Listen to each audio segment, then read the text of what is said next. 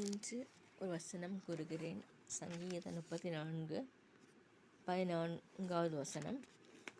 சங்கீதம் 14 வசனம். தீமையை விட்டு விலகி நன்மை செய், சமாதானத்தை தேடி அதை தொடர்ந்து கொள். நம் வாழ்க்கையிலும் பல வேளைகளில் சமாதானம் போகிற ஒரு நிலைமை.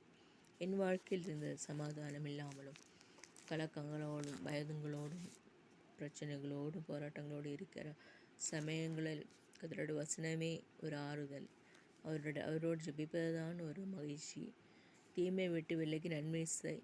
தீமையை விட்டு விலக வேண்டும். தீமை என்று காணும் பொழுது அதை விட்டு நாம் விலக வேண்டும். தீமையை விட்டு விலகி நன்மை செய். ஏதாவது நன்மைகள் செய்ய வேண்டும்.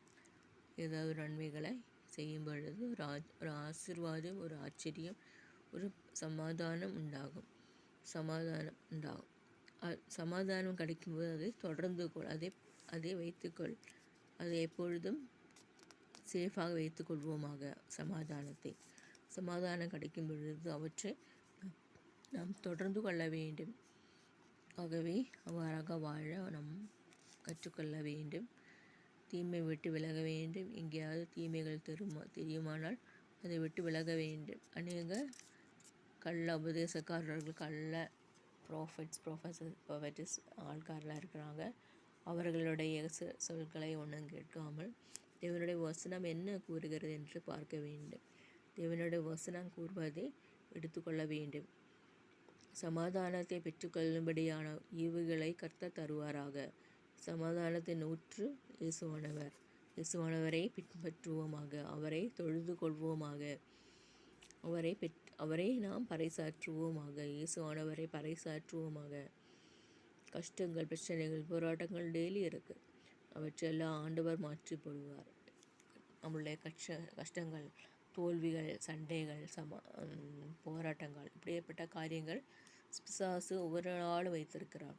ஆனால் இயேசுவானவர் அதை மாற்றுகிறார். இயேசுவானவரை தொழுது கொள்ளும் பொழுது அது மாறிப்போகிறது. இயேசுப்பா நம்ம கதற வேண்டும்.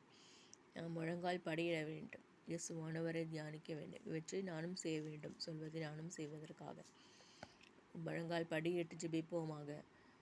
தேவனுடைய மக்களோட ஐக்கியம் கொள்வோமாக. தேவனை பற்றி சொல்வார்கள். அவர்களுடைய வேலைகள் வேறு இருக்குமானால் அவர்களை எடுக்கக்கூடாது. இயேசுவானவரை தரிசித்து அவர்கள் சொல்வது கேட்டு நமக்கு சந்தோஷம் தருகிறான்னு பார்க்க வேண்டும். அவ்வாறு இல்லை என்றால் அவர்களோடு தொடர்பு வேண்டாம். இயேசுவானவரை சொல்கிறார், நன்மை செய், சமாதானத்தை தேடி நன்மை செய்ய வேண்டும்.